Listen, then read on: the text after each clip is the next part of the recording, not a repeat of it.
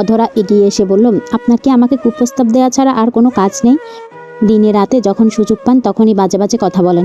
রুদ্র সেই কথা গায়ে মাখল না, আরও উৎফুল্ল কণ্ঠে বলল, এখন তো বলি, এরপরে প্র্যাকটিক্যালি দেখিয়ে দিব। এই জানতো কফি ঠান্ডা হলো। রুদ্র দরজা লাগিয়ে দিল। অধরা বিছানা গুছিয়ে দিয়ে চলে গেল।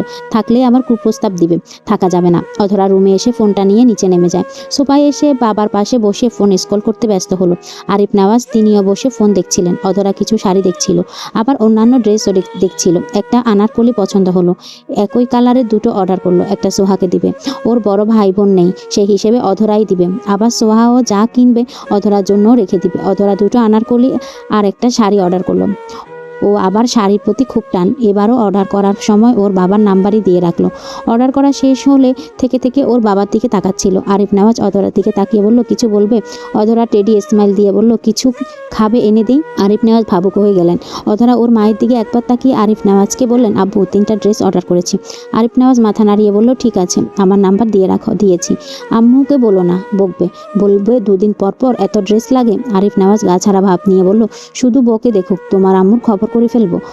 অনিমা কিচেন থেকে শুনলেন, কিছু বললেন না। সবসময় মেয়েকে আবার শাসন করা ভালো নয় বলেই চুপ রইলেন। রুদ্র নিচে এলো, ইচ্ছে করে আরিফ নওয়াজের পাশে বসলো। অধরা তাকাতে রুদ্র মুচকি হেসে চুমু ইশারা করলো। অধরা ঘাড় বাঁকিয়ে অন্যদিকে তাকালো। কিছু সেকেন্ড পরে আবারও তাকালো রুদ্রর দিকে। রুদ্র এবার চোখ মারলো, সাথে আবারও চুমু ইশারা করলো। অনিমা ওদের দুজনকেই দেখছে। আরিফ নওয়াজও আর চোখে রুদ্রকে দেখছে। রুদ্র আবারও ইশারা করলো। অধরা আগোছালোভাবে উঠে গেল, না হলে বেজার লজ্জা পাবে বলে। ও ধীরে ধীরে পায়ে চলে গেল বাড়ির বাহিরে। রুদ্র উঠে চলে গেল ওর পিছু পিছু। এখন সবাইকে দেখিয়ে দেখিয়ে এমন করবে। অধরার জন্য যে বেহায়াও হতে পারে, সবাইকে তা দেখিয়ে দিবে। অধরা বাগানে এসে দাঁড়িয়ে আছে। রুদ্র পেছন থেকে ওর 2 কাঁধে হাত রাখলো। অধরা ছিটকে উঠে রুদ্র থেকে 2 কদম দূরে দাঁড়ালো আর বলল, ওভাবে এমন ইশারা করলেন কেন? সবাই দেখলে কি ভাবতো? রুদ্র নিজের 2 হাত পেছনে নিয়ে শয়তানি হেসে বলল, আই লাভ ইউ। তোমাকে পেতে এখন থেকে কুপ্রস্তাবের পাশাপাশি যেন তেন ইশারা নয়, ইশারাও দিব, তাও আবার সবাইকে দেখিয়ে দেখিয়ে। প্রমিস করলাম। তুই নিজে অতিষ্ঠ হয়ে বলবি, রুদ্র ভাই, are you marry me and I love you. Adhara দাঁতে দাঁত চেপে রুদ্রের বুকে ধাক্কা মেরে বলল, কখনো তা হবে না। রুদ্র গা ছাড়া ভাব নিয়ে বলল, দেখাই যাক। আর আমি যখন প্রমিস দিয়ে ফেলেছি তখন তা পূরণ করেই ফেলবো ইনশাল্লাহ। দুপুরের দিকে অধরা রুকাইয়ার সাথে কাজ করে দিচ্ছিল। বলতে রুকাইয়া আজ তার সব শাড়ি রোদে দিয়েছে এবং সেগুলো একা একা ভাঁজ করতে পারছিল না বলে অধরাকে ডাকলেন। অধরা শাড়ি ভাঁজ করে রাখছিল বিছানায় আর বড় আম্মুকে বলছিল, জানো বড় আম্মু, আমার এতগুলো শাড়ি হবে, সেগুলো সব গুছিয়ে রেখেছি। সবগুলোই নতুন, 1 দিন কি 2 দিন পরেছি। আম্মুকে দেখাইনি, দেখালেই বকবে, কিন্তু তাকে কে বোঝাবে? শাড়ি দেখলে আমার মাথা ঠিক থাকে না। রুকাইয়া রসিকতা করে বললেন, বিয়েটা হোক, বিয়ের পরে যেন শাড়িয়ে পড়তে হয়। আমার সমস্যা নেই, শাড়ি আমার খুব ভালো লাগে। এরপরে রুকাইয়া অধরাকে বলল, যেগুলো শাড়ি ভাঁজ করা হয়েছে সেগুলো কাভারে তুলে রাখতে। অধরা সেগুলো কাভারে রাখতে গেল এবং সেখানে একটা শাড়ি প্যাক করা দেখে কৌতূহল নিয়ে জিজ্ঞেস করলো, বড় আম্মু, এটার ভিতরে কি শাড়ি? রুকাইয়া কাভারের দিকে তাকিয়ে বলেন, ওইটাও শাড়ি। ও স্পেশাল বুঝি? রুকাইয়া হেসে বলেন, ওইটা রুদ্রের বউয়ের জন্য। ও অধরা চুপচাপ শাড়িগুলো ভাঁজ করে রাখলো। আল্লাহ ভালো জানে রুদ্রের বউ কে হবে। অধরা ভাবতে ভাবতে রুমে এলো। রিডিং টেবিলে বসে একটা বইয়ের পেছন থেকে একটা চাবি বের করলো। এরপরে সেটা দিয়ে রিডিং টেবিলের ড্রয়ার খুলে ওর ডায়েরিটা বের করলো। কিছু কথা লিখলো, আবার আগের কিছু লেখাও পড়লো। বিকেলে ফিরলো অফিস থেকে। রুমে ফিরে ড্রেস চেঞ্জ করে শাওয়ার নিতে ঢুকলো। অধরা রুদ্রকে এক নজর দেখার জন্য রুমের বাইরে দাঁড়িয়ে উকি দিচ্ছিল। রুদ্র ওয়াশরুম থেকে বের হলো শুধু একটা টাওয়াল পরে আর গুনগুন করে গান গাচ্ছিল। রুদ্র দেখার আগে অধরা পিছিয়ে সরে যেতে ধাক্কা খেলো ফুলদানির সাথে। কাচের ফুলদানিটা পরে ভেঙে গেল। অধরা নিচে বসে কাজগুলো তুলছিল। ওর মা দেখলে নিশ্চয়ই কেলাবে। রুদ্র আচমকা এমন শব্দ পেয়ে রুম থেকে বেরিয়ে এলো। অধরাকে কাজ তুলতে দেখে উদ্বিগ্ন কণ্ঠে বলল, কি করছিস তুই? খালি হাতে কাজ তুলছিস কেন? অধরা পেছন ফিরে তাকালো। রুদ্র ধমক দিয়ে বলল, মাথায় সেন্স নেই? খালি হাতে কেউ কাজ ধরে? অধরা উঠে দাঁড়ালো। সোহা রুম থেকে বেরিয়ে রুদ্র অধরাকে একসাথে দেখে আবার কি যেন মনে করে রুমে ঢুকলো। অধরা উঠে দাঁড়িয়ে আমতা আমতা করে বলল, আসলে ওই যে এখান দিয়ে বিড়াল যাচ্ছিল, বিড়াল ফেলে দিয়েছে। রুদ্র ভাবুক গলা বলল, বুঝেছি, কোন বিড়াল ফেলেছে? এই বাড়িতে একটা আতঙ্ক নামে বিড়াল আছে, সেই ফেলে দিয়েছে। কথাটা অধরার গায়ে লাগলো। সাথে সাথে রেগে বলল, সবসময় আমাকে আতঙ্ক বলেন কেন? আমি কি তোকে কিছু বলেছি? আমি বলেছি বিড়ালকে। তা তোর গায়ে লাগলো কেন রে? তুই কি তাহলে এসে উকি দিচ্ছিলি? মোটেও না। আপনাকে কেন উকি দিয়ে দেখতে যাব? আর নিজেকে সবসময় এত এক্সপেন্সিভ ভাবেন কেন? চোর কোথাকার। রুদ্র নাক মুখ কুঁচকে নিয়ে বলল, কি চোর? তোর কোন দিক দিয়ে মনে হয় আমি চোর? অধরা ঝাড়ি মেরে বলল, এত কিছু হিসাব নিকেশ দিতে পারবো না, আপনি আমার কাছেই চোরই। রুদ্র রেগে গিয়ে বলল, আবার চোর বলছিস? রাখুন তো, এখন রুমে গিয়ে চুল মোছেন আর আমার সামনে যখন তখন খালি গায়ে আসবেন না একদম। রুদ্র বাঁকা হেসে বলল, কেন, আমাকে খালি গায়ে দেখলে তোর মাথায় কি অন্য কিছু ঘোরে নাকি? অধরা নাক মুখ কুঁচকে বলল, আপনার মাথায় কি খারাপ কথা ছাড়া আর কথা আসে না? আপনার সাথে ভালো কথা বলাও বেকার। গেলাম, থাকুন আপনি। অধরা চলে গেল। রুদ্র মুচকি হাসতে হাসতে ভেজা চুলগুলো ঝাড়ি মারল। রুমে ফিরে এসে সাদা রঙের টি শার্ট আর কালো ফুল প্যান্ট পরে নিল। শার্টের কলার ভেঙে চুলগুলো মুছল। অধরা রুমে ফিরে নিজের মাথায় নিজেই গাইটটা মেরে বসে রইল। এক সময় কি করে বসে ও নিজেই বুঝে না। এখন নিশ্চয়ই রুদ্র খেতে নিচে যাবে। সেই অনুযায়ী অধরা ফোনটা নিয়ে নিচে চলে এলো। সোফায় বসে ফোন দেখার বাহানা করে রুদ্রকে দেখবে। রুদ্র নিচে এলো খেতে। রুকাইয়া খাবার বেড়ে দিচ্ছিলেন। অধরা ফোন নিয়ে নাটক দেখছে। তখন ভিডিও কলে আদ্র কল দিল। অধরা কল রিসিভ করতে আদ্র ওর সামনে সি ফুড দেখিয়ে অধরাকে বলল, এই দেখ, তোকে রেখে সি ফুড খাচ্ছি। অধরার আগে গাল ফুলিয়ে বলল, ঢং আবার দেখাতে হবে কেন? খাও খাও, পেট খারাপ করবে। তা করবে না, তোর হাতের পায়েস খেয়ে যখন পেট খারাপ করেনি, তাহলে এসব খেলে কিছুই হবে না। অধরা রুকাইয়াকে বলল, বড় আম্মু দেখো, তোমার ছেলে আমাকে দেখিয়ে দেখিয়ে খাচ্ছে। রুকাইয়া এগিয়ে এসে আদ্রকে বলল, আদ্র, সি ফুড কি পার্সেল করে আনা যায়? আবার অনেক পেজে দেখলাম পাওয়া যায়, যদি পারিস ওখান থেকে ব্যবস্থা করে নিয়ে আয়। আদ্র হেসে বলল, আমি এত দাম দিয়ে এই ঝাড়ুটের জন্য আনতে পারবো না। ও কি কম মারে আমাকে? আমি কেন ওর জন্য আনতে যাব? অধরা রেগে গিয়ে বলল, আমার ফোনে কল দিয়েছো কেন? কেটে দাও। অধরা নিজেই ফোনটা কেটে দিল। এরপরে এখন ওর রাগ কিসে খাটাবে সেটা খুঁজতে লাগলো। পরক্ষণে দাঁতে দাঁত চেপে বলল, শুধু বাড়িতে আসুক তোমার ছেলে, হাড্ডিকুটি একটাও থাকবে না। তোমার ছোট ছেলে একটা ডাকাত, ছিনতাইকারী, মাদক ব্যবসায়ী। রুদ্র খিলখিলিয়ে হেসে বলল, এগুলো বকা হলো? অধরা গম্ভীর কণ্ঠে বলল, আপনিও একটা চোর। রুদ্র হাসি যেন থামছেই না। অধরার আগে গট গট করে চলে গেল উপরে। রুকাইয়া এতক্ষণ হাসি আটকে রেখেছিল খুব কষ্টে। ও চলে যেতেই তিনিও হেসে উঠলেন। এগুলো কি বকা হলো? আর কোনো নাম পেল না। শেষে বড় ভাইয়ের কপালে চোর উপাধি, আর ছোট ভাইয়ের উপরে ডাকাত, ছিনতাইকারী, মাদক ব্যবসায়ী উপাধি বসিয়ে দিল।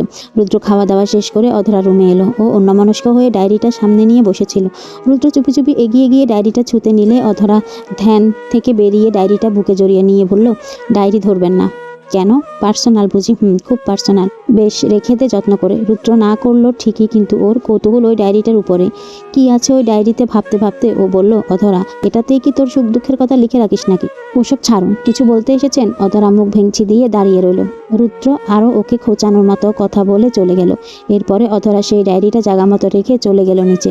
রাতের খাবার খেয়ে অধরা ওর বাবার রুমে এসেছিল। ওর বাবার সাথে একসাথে বসে কথা বলছিল। কথা বলতে বলতে অনিমা রুমে ফিরে অধরাকে খেয়াল করে দেখলেন ঘুম ঘুম ভাব হয়েছে। তিনি অধরাকে বললেন, শুয়ে পড়তে রাত হয়েছে। অধরা ফোনটা রেখে চলে আসলে খুব ঘুম পাচ্ছে। বিকেলে আবার অ্যালার্জির ওষুধও খেয়েছিল। যতবারই অ্যালার্জির ওষুধ খায় তারপর থেকে ঘুম পায়। আরিফ নেওয়াজ অধরার ফোনটা খেয়াল করে অনিমাকে বলল, অনিমা, তোমার মেয়ে ফোনটা রেখে গিয়েছে। ও থাকুক, সকালে দিব, এখন ঘুমাক। ঠিক আছে। রাত 1টা ছুঁই ছুঁই। সবাই তখন গভীর ঘুমে। অধরাও ঘুমিয়েছে। রুদ্রের চোখে ঘুম নেই। ছাদে বসে আছে, সাথে ফোনে গান শুনছে, আর খুব করে চাইছে এই সময় যদি অধরা আসতো, কতই না ভালো হতো। রুদ্র অধরাকে কল দিল। ফোনটা ছিল আরিফ নেওয়াজের বালিশের পাশে। ফোনটা বেজে উঠায় তিনি সজাগ হলেন। ফোনটা হাতে নিয়ে উঠেই বসলেন। নাম্বারটা সেভ করা নেই, তাই কপালে ভাঁজ ফেলে বসে রইলেন। আবার যদি কল আসে তাহলে ধরবেন। অনিমা উঠে বসলেন। রুদ্র আবারও কল দিল। আরিফ নেওয়াজ রিসিভ করে কানে দিলেন। রুদ্র ওপাশ থেকে বলল, কি মানুষ রে তুই?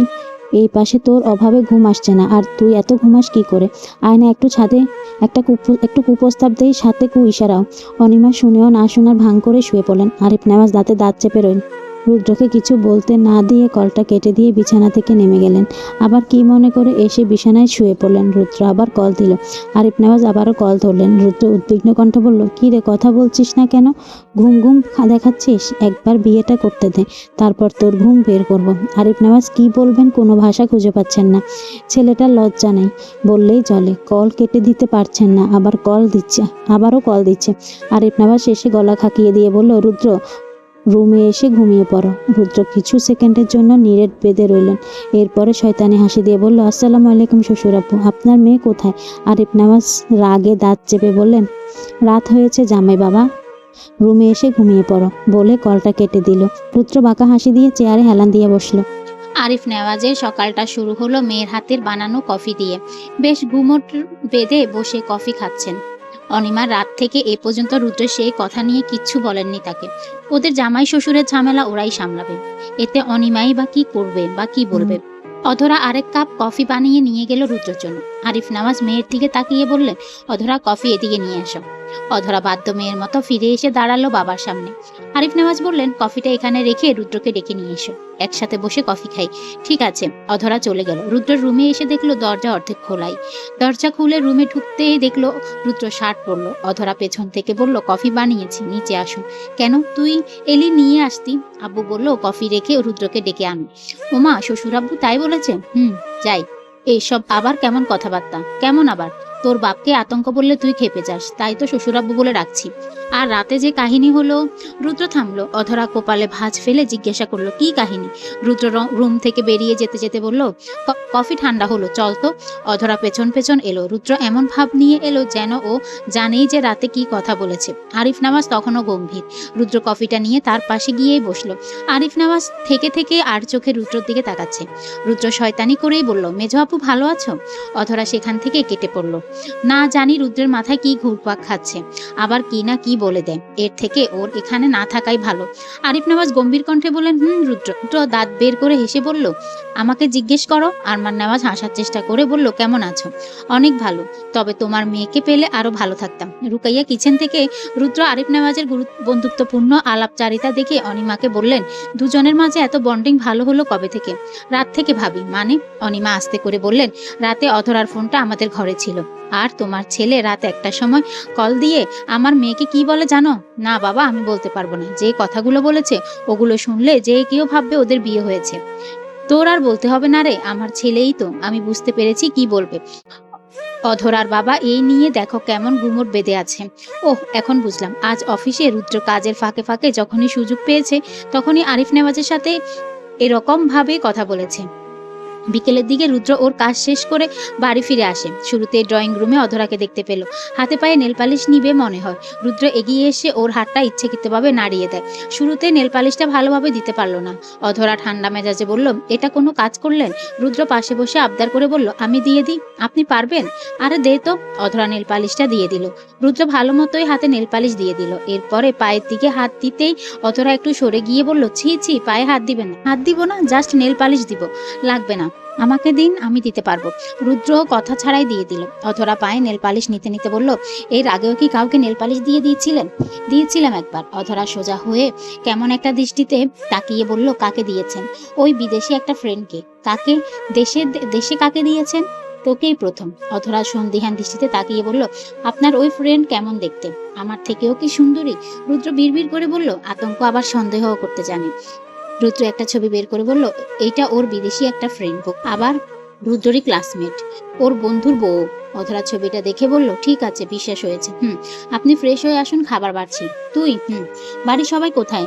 কই, বড় আম্মু আর আমার আম্মু দুজনে শপিং নিয়ে বলতে নিজেদের জন্য কিছু জিনিস আনতে গিয়েছে। আর সোয়া কোচিং থেকে আসেনি। রুদ্র অধরার কাঁধে একটু ধাক্কা দিয়ে শয়তানি হেসে বলল, তাহলে আমি আর তুই বাড়িতে, শুধু একাই। এখন তো কুপ্রস্তাব দিতেই পারি, বল। অধরা চোখ রাঙিয়ে বলল, আপনাকে মানহানির মামলা দিয়ে জেলে ঢুকিয়ে দিব।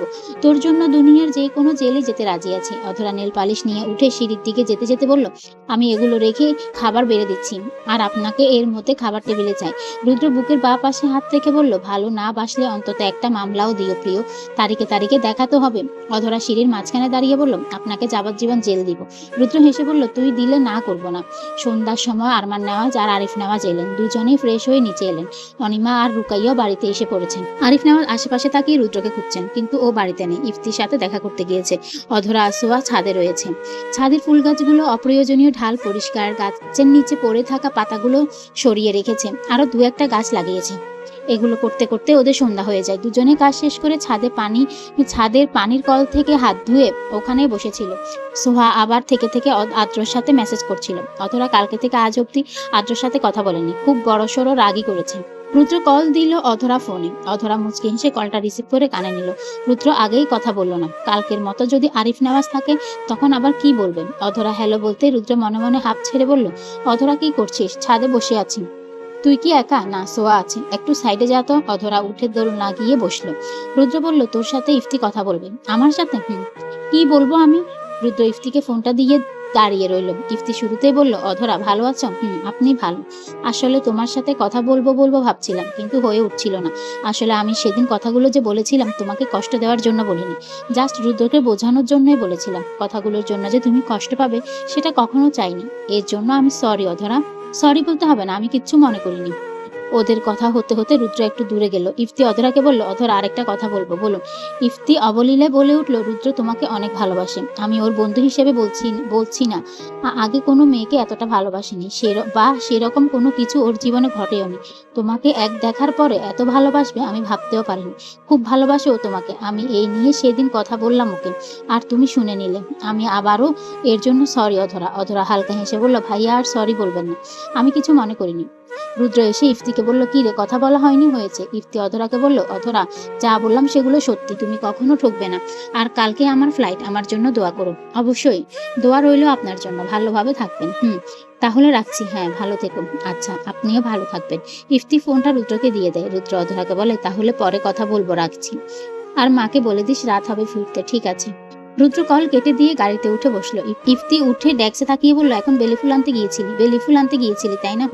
অধরা ছাদ থেকে আসার আগে দিয়ে ঝরে যাওয়া গোলাপ ফুলের পাপড়িগুলো নিয়ে দোলনায় আর যোগ এ লিখে রেখে গেল। আর ওর আর রুদ্রের নামের ফার্স্ট লেটার। কিন্তু কি যেন মনে করে লিখতে হাসতে সোহার কাছে এলো। আদ্র আবার কলে ছিল। সোহা বলল, আদ্র ভাই কথা বলবে তোমার সাথে। অধরার সুযোগ হাতছাড়া করলো না, মুখের উপর বলে দিল, আমি কোনো কথা বলবো না। ও কম কম মারে আমাকে। আদ্র পাশে থেকে বলল, বাড়ি গেলে আরো মার খাবি। অধরা বলল, আসো না শুধু, আমি সবাইকে বলে দিব তোমরা প্রেম করছো। রাতে যখন রুদ্র ছাদে এলো তখন দোলনায় বসতে গিয়ে চোর আর লেখাটা দেখে কিছুক্ষণ ভাবলো এটার মানে কি। পরক্ষণে মনে পড়লো অধরাই ওকে চোর চোর বলে, আর এখানে ওর নামের ফার্স্ট লেটারও লিখে রেখে গিয়েছে। রুদ্র পাপড়িগুলো সরিয়ে বসলো। এরপরে অধরাকে কল দিল। অধরা রিসিভ করলো। রুদ্র কয়েক সেকেন্ড চুপ করে রইল। এরপরে অধরার কণ্ঠ পেয়ে বলল, হ্যালো। হ্যাঁ বলুন। কি করছিস? শুয়ে পড়বো এখন। ও, খেয়েছিস? আপনি? হুম। আচ্ছা, সোহা তোর পাশে শুয়েছে কি না? তো তাহলে একটু ছাদে আয়, একটা জিনিস দেখাবো। পারবো না, ছবি তুলে দেন দেখি। না তুই আয়, আমি একা একা জিনিসটা দেখছি তাই তোকেও ডাকছি। বেশি সময় লাগবে না, জাস্ট আসবি, দেখবি, চলে যাবি। ঠিক আছে, আসছি। অধরা ফোন রেখে চলে গেল ছাদে। রুদ্র অধরাকে পাশে বসতে বললে। অধরা বলল, কি যেন দেখাবেন বলছিলেন? কই দেখি, কি দেখাবো? আপনি না বললেন? আমার পাশে বস, তাহলে দেখবি। পারবো না। এমনি দেখালে দেখান, না হলে চলে গেলাম। রুদ্র আবার হাত টান দিয়ে পাশে একটু দূরত্ব রেখেই বসালো। না হলে আবার অধরা আবার বলতেও পারে অস্বস্তি হচ্ছে। রুদ্র ঘাড় ঘুরিয়ে অপলক দৃষ্টিতে অধরার দিকে তাকিয়ে রইল। অধরা এই রুদ্রের দিকে তাকাচ্ছিল, আবার নিচের দিকে, নয়তো ডানে বামে। এরপরে রুদ্র এই দৃষ্টি সরাতে আবারও বলল, আচ্ছা কি যেন দেখাবেন বলছিলেন? রুদ্র হেয়ালি কণ্ঠে বলল, যা দেখাতে চেয়েছিলাম তা চলে গিয়েছে। একটু ধরে রাখতেন? রুদ্র হেসে বলল, তোকে দেখে রাখি যদি চাস তুই। সেটা বলিনি তো আমি। রুদ্র ওকে থামিয়ে দিয়ে জড়ানো গলায় বলল, অধরা তুই যদি একবার এই রুদ্রের কাছে থাকার বাহানা ধরিস তাহলে এই রুদ্র নেওয়াজ দুনিয়ার বিপক্ষে গিয়ে হলেও তোকে ধরে রাখবে। অধরা অপলক দৃষ্টিহীন তাকিয়ে রইল রুদ্রের দিকে। খুব করে রুদ্রের হাতটা একবার ছুঁয়ে দেখতে ইচ্ছে করছে ওর। রুদ্র দোলনার মাঝখানে রাখা অধরা কিছু হাতের উপর হাত রাখলো। কিছু সময় যাওয়ার পরে রুদ্র অধরাকে ছাদ থেকে চলে যেতে বলল। অধরা বায়না ধরে বলল, আর একটু থাকি, রাত হচ্ছে তো। একটু একটু হলে কিচ্ছু হবে না। রুদ্র চট করে অধরার কোলে মাথা রেখে শুলো, আর ওর মুখ পানে তাকিয়ে বলে উঠল, মাথাটা ধরেছে, একটু টিপে দে তো। অধরা মাথায় হাত রেখে আলতো করে টিপে দিতে শুরু করলো। রুদ্রর কোনো মাথা ব্যথা করেনি। অধরা যেন মাথায় হাত বুলিয়ে দেয়, তার জন্যই বলেছে মাথাটা ধরেছে। রুদ্র কিছু একটা ভাবতে ভাবতে বলল, অধরা তোর আমার বিয়ে হলে আমাদের একটা ছোট্ট সংসার হবে। আমি অফিস থেকে ফিরবো, তুই দরজার সামনে দাঁড়িয়ে অপেক্ষা করবি, রান্না করবি আমার জন্য, আমার সাথে ঘুরতে বের হবি, আরো কত কি। অধরা মুচকি মুচকি হাসছিল। পরপর রুদ্র বলল, তুই খুব চাপা স্বভাবের, ঠিক তোর বাপের মতো। আমি দেখেছি অফিসে বা বাড়িতে কোনো হাসির কথা হলেও তোর বাপ যেমন হাসতে গিয়েও চুপ থাকে, তুইও তেমন। মাঝে মাঝে হাসিস ঠিকই, কিন্তু ভালোবাসা প্রকাশ করিস না। অধরা ঘাড় কাত করে বলল, আচ্ছা, আমার কাছে আমার নামে অভিযোগ করছেন? করছি, অ্যান্ড 100 বার করব। কিছুক্ষণ পর রুদ্র গম্ভীর গলায় বলে উঠল, তুই একজন যে আমার জীবনে এসে ধীরে ধীরে আমার সবকিছু হয়ে উঠলি। অধরা মনে মনে বলল, একবার তুই একবার তুমি। আসলে বিয়ের পরে যে কি বলবে আল্লাহই ভালো জানে। রাত 11:30। রুদ্র অধরাকে নিয়ে ছাদ থেকে বের হলো। অধরা আগে নামলো, রুদ্র ছাদের দরজা লাগিয়ে পরে নামলো। অধরা রুমে ফিরে দরজা লাগিয়ে শুয়ে পড়লো। রুদ্রও তাই করলো। তবে এত সুন্দর সময় কাটিয়েছে দুজনের চোখে ঘুমই নেই। রুদ্র মেসেজ দিল অধরাকে, আতঙ্ক, কি করছিস? অধরা সেই মেসেজের অপেক্ষা করছিল। মুচকি হেসে লিখলো, কি আর করব, আপনার জন্য কফি বানাচ্ছি। Are you serious? তোর মাথা ঠিক আছে? এই রাত্রিবেলা কে কফি খাবে? আপনার মাথা ঠিক নেই? এই রাত্রিবেলা আমি শুয়ে পড়া ছাড়া কিই বা করব? আর বলছেন যে কি করছি? ওহ, কালকে কলেজে যাবি? হ্যাঁ যাব। ওই রাকিব তো মনে হয় তোর সাথে কথা বলার চেষ্টা করছে। আপনি কি করে জানেন? জেনেছি। কি করে? ওসব তোর জানতে হবে না। ঠিক আছে, নাই জানলাম। এখন ঘুম পাচ্ছে, ওকে ঘুমা। আমার কাছে এলে তো আর ঘুমাতে দিব না, অসভ্য লোক কোথাকার। তোর জন্যই তো অসভ্য হয়ে গিয়েছি। রাখছি, good night. Okay good night. আতঙ্ক, আপনি চোর। কি চুরি করেছি শুনি? পরে বলবো, ঘুমান। সকালবেলা আরমান নেওয়াজ, আরিফ নেওয়াজ একটু হাঁটতে বেরোলো, সাথে রুদ্রও আছে। কিছু দূর যাওয়ার পর তিনজনের সামনে এসে দাঁড়ালেন রহমান মিয়া, নেওয়াজ পরিবারের আত্মীয়। আরমান নেওয়াজ আর আরিফ নেওয়াজের সাথে কুশল বিনিময় করে রুদ্রকে বলল, রুদ্র না, কত বড় হয়ে গিয়েছো? কবে এলে? এই তো 20-22 দিনের মতো হলো। ওহ, ভালোই হয়েছে, দেশের ছেলে, দেশে এসেছো। রহমান মিয়া আরিফ নেওয়াজকে বললেন, আরিফ, অধরাকে বিয়ে দিবি না? আরিফ নেওয়াজ হালকা হেসে বলল, হ্যাঁ দিব তো। মেয়ে মানুষ যখন, বিয়ে তো দিতে হবে। রহমান মিয়া বলল, আমার ছেলে রফিককে তো দেখেছিসই, ওর সাথে বিয়ের প্রস্তাব দিলাম। কি বলো? আরিফ। রুদ্র তৎক্ষণাৎ সামনে এসে বলল, ওই মেয়ের বিয়ে হয়ে গিয়েছে। রহমান মিয়া হেসে বলল, কি বলো রুদ্র, মজা করছো? রুদ্র সোজা গলায় বলল, না আঙ্কেল, মজা করছি না, ওকে আমি বিয়ে করেছি, ও আমার বিয়ে করাবো। রহমান মিয়া হেসেই বলল, ভালোই, দোয়া করি তোমাদের দাম্পত্য জীবন সুখের হোক। আর আরিফ, কিছু মনে করো না, আমি না জেনে প্রস্তাবটা দিয়েছি। আরিফ নেওয়াজ হেসে বললেন, না সমস্যা নেই।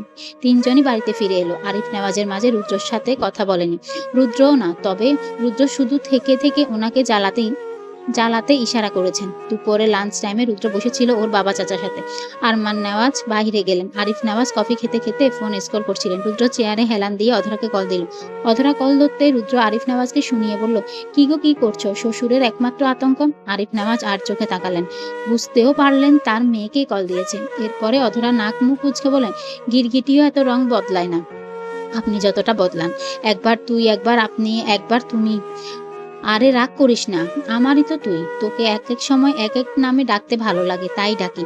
আরিফ নেওয়াজ ভ্রু উঠিয়ে তাকালেন রুদ্রের দিকে। রুদ্র হেসে হেসে অধরাকে বলল, তোকে ছাড়া এক মুহূর্ত ভালো লাগে না রে।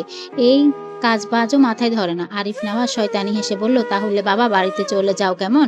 অধরা ওর বাবার কণ্ঠ পেয়ে তাড়াহুড়ো করে বলল, আপনি বাবার পাশে বসে কথা বলছেন? হ্যাঁ। কথা বলবে তোমার বাবার সাথে? রাখুন ফোন। অধরা কল কেটে দিল। রুদ্র ফিসলে হেসে আরিফ নেওয়াজকে বলল, তোমার মেয়ে না তোমার মতোই হয়েছে, প্রকাশ করে না কিছুই। আরমান নেওয়াজ রুমে ঢুকতে ঢুকতে বলল, দুজনে কিছু নিয়ে আলোচনায় মগ্ন নাকি? রুদ্র ফট করে বলে দিল, হ্যাঁ, যৌতুক নিয়ে কথা বলছিলাম। আরিফ নেওয়াজ কপাল কুঁচকালেন, ভাবলেন এই ছেলে নিশ্চয়ই পাগল হয়ে গিয়েছে তার মেয়ের জন্য। কখন কি বলছে তার ঠিক পাচ্ছেন না। আর লাজ লজ্জা তো ভুলেই গিয়েছে এই ছেলে। এই ভাবলেন, বিয়ের আগেই যে এ অবস্থা, বিয়ের পরে কি হবে আল্লাহই ভালো জানে। রুদ্র বাড়িতে ফিরল বিকেলে, ফ্রেশ হয়ে খেতে এলো। অধরা, রুকাইয়া, অনিমা তখন নিচেই ছিল। দারোয়ান এলো একটা পার্সেল হাতে নিয়ে। অধরা যায় একটা বড় বক্স। অধরাকে তিনি বললেন, মামনি, পার্সেল আছে তোমার নামে। অনিমা এগিয়ে গেলেন। অধরা এগিয়ে গিয়ে, আঙ্কেল, এত বড় বক্স পার্সেল? ডেলিভারি ম্যান দিয়ে গেল, উপরে নাম লেখা তোমার। অনিমা অধরাকে বললেন, অর্ডার করে এখন না জানার ভান করছিস? অধরা মাথা নাড়িয়ে বলল, আম্মু, আমি শাড়ি আর দুটো ড্রেস অর্ডার করেছি, তাই কি সেগুলো এত বড় বক্সে দিবে?